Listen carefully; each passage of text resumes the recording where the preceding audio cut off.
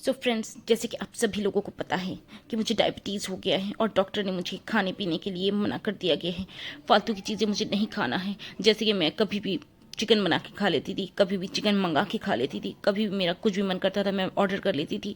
मेरा junk food खाने का बहुत मन करता है। ये तो आप लोगों को पता ही है कि पूरी प्रेगनेंसी के दौरान मैंने सिर्फ जंक फूड खाया है, जिसकी वजह से शुरुआत के दिनों में मुझे फूड पॉइजनिंग भी हो गई थी। ये तो आप सभी लोग जानते हैं ना, लेकिन फिर भी मैंने नहीं बताया था किसी को। और अब ना मुझे डायबिटीज़ हो गया है, क्योंकि रमज़ान में ना मैंने बहुत भर भर के जंक फूड खाए थे, बहुत ऑयली चीज़ें भी खाई थी, तली चिकनी, और सबसे ज़्यादा मैंने गुलगुले बना बना के खाए थे। कितने मीठे होते हैं ना। और शरबत भी खूब आइसक्रीम डाल डाल के पिया था। और वैसे भी आइसक्रीम से मुझे याद आया कि मैं आइसक्रीम में मैंगोज़ डाल के खाती हूँ, जिसको खाने में बड़ा मज़ा आता है। आप तो जानते ही ना कि प्रेगनेंसी में कितनी क्रेविंग्स होती हैं। मुझे ना बहुत क्रेविंग्स होती हैं। मुझे ना बहुत मन कर रहा था फालूदा खाने का, लेकिन उस दिन शुएब के सामने ना मैं खा नहीं पाई। मैंने ना, मेरा दिल कर रहा था बहुत खाने का, लेकिन फिर भी मैंने अपने आप को बहुत कंट्रोल किया। मैंने नहीं खाया क्योंकि डॉक्टर ने ना मुझे मना कर दिया है। फ्रेंड्स, मैंने सोचा कि आज मैं भी मैडम की थोड़ी सी मिमिक्री कर लेती हूँ। और आप जैसे कि जानते हैं कि मैडम को डायबिटीज़ हो गया है, और आप ये भी जानते हैं कि उन्होंने किस कदर प्रेगनेंसी के दौरान भर भर के जंक फूड खाया है। अगर इस बात को हम लोग टोकते हैं, रोकते हैं, या हम कुछ अगर उनके सजेशन में कुछ कहते हैं कि आप इस तरह की चीज़ें ना खाया करें और जंक फूड को थोड़ा अवॉइड करें, इन सारी चीज़ों को, तली हुई ऑयली जो चीज़ें ये लोग खाते हैं हर वक्त, चिकन खाना, हर वक्त ऑयली चीज़ें खाना, जंक फूड खाना, इन चीज़ों को अवॉइड करें, तो ये सारी चीज़ें ना वो हम लोगों को उल्टा बातें सुनाती हैं कि मेरी मर्ज़ी, मैं जो चाहे वो करूं। तो जो चाहे वो करूं, तो आपका करने का ये नतीजा जो है यही निकला है कि आपकी जो मर्ज़ी होती थी वो आप खाती थी, जो आपकी मर्ज़ी होती थी वो आप करती थी, और अंत में आपको आपकी प्रेगनेंसी के टाइम पे जो लास्ट ट्रिमेस्टर आपका चल रहा है, आपको हो गई है डायबिटीज़। और अब आपके डॉक्टर आपको जो भी कहेंगे आपको वो सुनना पड़ेगा, क्योंकि हमारी बातें तो आपको समझ आती नहीं है। अब आपके डॉक्टर आप को जो सजेशन देंगे, आप प्लीज़ उनका सजेशन तो आप मानेंगी।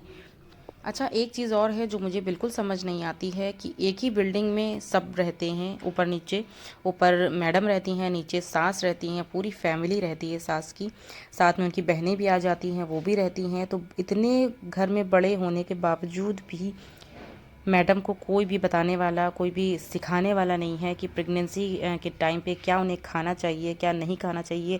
भाई हमारे घरों में तो ऐसा होता है कि जब बड़े बूढ़े घर में मौजूद होते हैं, जैसे कि सास हैं और अम्मा हैं, बहनें आ जाती हैं, खालाएँ सारी हैं, तो कुछ ना कुछ तो भाई सजेशन वो देती हैं ना, कि आपके खाने पर, आपकी हेल्थ के ऊपर, कि भाई आपको ये चीज़ खाना चाहिए, ये चीज़ हेल्थ के लिए अच्छी होती है। जैसे कभी आपको, आपकी सास को हमने कभी नहीं देखा कि कभी भी आपने वीडियो में दिखाया हो, व्लॉग में दिखाया हो कि भाई आपकी सास ने आपसे कहा हो कि हाँ भाई मैडम ये चीज़ खाइए, दीपिका ये चीज़ खाना, इससे बच्चे की सेहत अच्छी होती है, या इससे माँ की सेहत अच्छी होती है, या इस चीज़ को इग्नोर करो, ये चीज़ मत खाना, ये सेहत के लिए अच्छी नहीं होती है। तो इस तरह की चीज़ें जो है वो कभी भी व्लॉग में नहीं देखने को मिली हैं। कभी भी इनकी सास की तरफ से ये सारी चीज़ें देखने को नहीं मिली हैं। और ऐसा इसलिए है क्योंकि इनकी फैमिली में जो कुछ भी व्लॉग के द्वारा दिखाया जाता है वो सिर्फ एक कंटेंट होता है।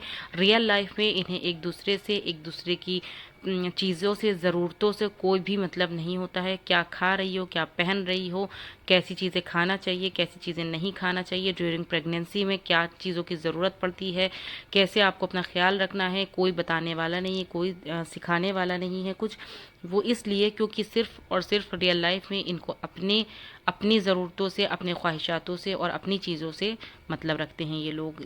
क्योंकि ये लोग रियल लाइफ में सिर्फ और सिर्फ अपनी चीज़ों से मतलब रखते हैं, अपने आप से मतलब रखते हैं। कैमरा बंद, कंटेंट ख़त्म। सिर्फ कंटेंट के लिए, व्लॉग के लिए सारी चीज़ें दिखाई जाती हैं। इसीलिए आए दिन के सेलिब्रेशंस होते हैं, आए दिन के खर्चे होते हैं, और सेलिब्रेशंस तो इस कदर के होते हैं कि मुझे लगता है 12 महीने होते हैं साल के, और 12 महीनों में आए दिन किसी न किसी का बर्थडे, किसी की एनिवर्सरी। हद है कि अम्मी की बर्थडे, पापा की बर्थडे अभी मनाई गई है, जो कि इनके घर में एक इतना बड़ा फेस चल रहा था। चालू आपी के साथ इतना बड़ा हादसा हुआ, उनका मिसकैरेज हुआ, लेकिन फिर भी इनके घर में सेलिब्रेशंस मनाए जाते हैं, सेलिब्रेट किया जाता है, हर चीज़ को सेलिब्रेट किया जाता है। किसी की फीलिंग्स से, किसी के दर्द से, किसी की कोई भी मतलब किसी के ऊपर क्या गुजर रही है किसी चीज़ से इनको कोई भी लेना देना नहीं है। इनको सिर्फ अपना कंटेंट तैयार करना है, क्योंकि बर्थडे मनाया गया, सेलिब्रेशन किया गया, वो एक कंटेंट तैयार हो गया। 5-10 मिनट की वीडियो इनको बनाना है और उसे वीडियो को अपलोड भी करना है, क्योंकि उसी से पैसे कमाना है। तो सिर्फ और सिर्फ पैसे को आगे तरजीह दी जाती है। पैसे को इन लोगों ने अहमियत दी हुई है कि हर चीज़ का कंटेंट बनाना है, हर चीज़ का कंटेंट तैयार करना है। अभी इस वक्त अगर पापा की बर्थडे ना मनाई जाती तो कोई बड़ा पहाड़ नहीं टूट जाता। पापा कोई छोटे बच्चे नहीं थे कि अगर उनकी बर्थडे ना मनाई जाती तो वो रोने लगते या वो ज़िद करते कि नहीं मेरी बर्थडे मनाना ज़रूरी है। और बात तो तब होती जब आप बर्थडे सेलिब्रेट ना करते। इस बार आप पापा का बर्थडे सेलिब्रेशन ना मनाते, आपके घर में ये खुशियाँ नहीं मनाई जाती। थोड़ा सा तो किसी के ऊपर कोई फेस पे दर्द दुख कुछ तो झलकता, कुछ तो नज़र आता।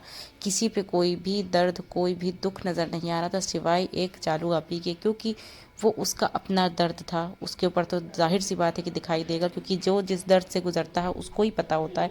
बाकी घर में किसी के ऊपर कोई भी फ़र्क नज़र नहीं आ रहा था। अच्छा, यहाँ पर मैं एक बात आंटी जी से ज़रूर कहना चाहूँगी, चालू आपी की अम्मी से, कि भाई ईद के टाइम पर आपकी बेटी इतनी दूर आपके पास आई थी अपने ससुराल से, मौदाहा से मुंबई ईद मनाने, और उसके साथ यहाँ पर आकर इतना बड़ा हादसा हो गया। आप अपनी बेटी की तो केयर कर नहीं सकी, उसके साथ इतना बड़ा हादसा हो गया। क्योंकि ये सब सारी बातें जो होती हैं कि वो कुछ अल्लाह ताला के ऊपर भी होती हैं। अल्लाह ताला जो चाहे वो करता है, ये तो सबको ही पता है कि अल्लाह की मर्ज़ी से होता है, लेकिन कुछ इंसानों के ऊपर भी होता है। अल्लाह ने कहा है कि इंसान को भी हमने दिमाग दिया है और अपनी हेल्थ की अपनी केयर जो है वो खुद कर सकता है। और ये सारी चीज़ें जो है घर के बड़े बूढ़ों की भी होती हैं कि जो घर में बड़े बूढ़े होते हैं वो अपने बच्चों को बताते हैं, सिखाते हैं कि भाई इस टाइम पे क्या केयर करनी चाहिए, क्या नहीं करनी चाहिए। अब सबक के साथ जो होना था वो हो गया, अल्लाह की मर्ज़ी है। बाकी आपकी जो बहू हैं उसकी देखभाल करिए, उसके साथ जैसा भी चल रहा है, जो उसका लास्ट ट्रिमेस्टर चल रहा है और जिस तरह से उसने इतने सारे जंक फूड खाए हैं और उसे डायबिटीज़ हो गई है, तो प्लीज़ मैं आपसे रिक्वेस्ट करती हूँ कि कभी उसकी हेल्थ की भी फ़िक्र कर लिया करिए, उसकी हेल्थ की भी केयर कर लिया करिए। हमेशा उसके कपड़ों पर, उसकी पायल पर ही नज़र मत डाला करिए, क्योंकि पायल पर तो आपकी नज़र चली गई थी। हाय सानू, बहुरिया की पायल बहुत अच्छी है, ज़रा हमको भी ला देना। क्या अम्मी, हर वक्त उसकी चीज़ों पर ही नज़र रहती है तुम्हारी? कभी उसका भी ख्याल रख लिया करो, कभी उसकी भी फ़िक्र कर लिया करो। हर वक्त उसके कपड़ों पर, उसकी पायल पर, उसकी चीज़ों पर ही तुम्हारी नज़र रहती है। कभी ऊपर जा कर के उसका भी ख्याल रख लिया करो, उसका भी हाल चाल पूछ लिया करो। लोग पूछते हैं, कमेंट करते हैं कि कभी अम्मी ऊपर नहीं आती हैं, कभी दीपिका का ख्याल रखते नहीं दिखती हैं। ऐसानु, तुम कहते हो तो चली जाऊंगी, जाकर दीपिका का ख्याल रख लूंगी, थोड़ा सा कैमरे पर भी दिखा दूंगी, ताकि लोगों की शिकायत जो है वो दूर हो जाए। हाँ हाँ, ठीक है ठीक है। अब ज़रा सा कैमरे पे आकर ज़रा सलाम कर दो अपना। छोटों को, बड़ों को, बड़ों को छोटों को, अम्मी का प्यार भरा सलाम। तो आज की वीडियो को यहीं पे एंड करते हैं। उम्मीद है कि आपको वीडियो पसंद आया होगा। पसंद आया हो तो लाइक शेयर सब्सक्राइब करना मत भूलिएगा। मिलती हूँ नेक्स्ट वीडियो में, जब तक के लिए बाय बाय।